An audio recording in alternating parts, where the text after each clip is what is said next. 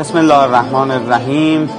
الحمدلله امسال برای تقریبا 6مین سال متوالی قسمت شد که گل‌های اهدایی تولید کنندگان گل و گیاه کشور عزیزمون به حرم علی ابن موسی رضا رو به حرم بیاریم و حرم مطهر صحن‌ها رو و ذریع مطهر رو گل‌آرایی کنیم. گل‌هایی که در حرم مطهر تزیین میشه تمامش وقفه و ما به هیچ عنوان نمیتونیم این گل‌ها رو در جای دیگه هزینه بکنیم.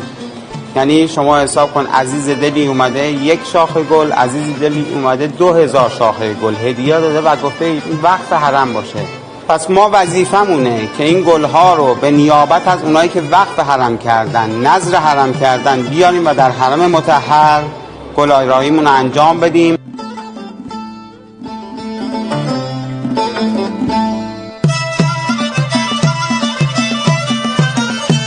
تصمیم بر این شد که به جای عزیزانمون زائرینمون که عاشق آقامون علی ابن موسی رضا هستن به عنوان هر یک زائری که دور ذریح میچرخیده یک شاخه گل بگذاریم.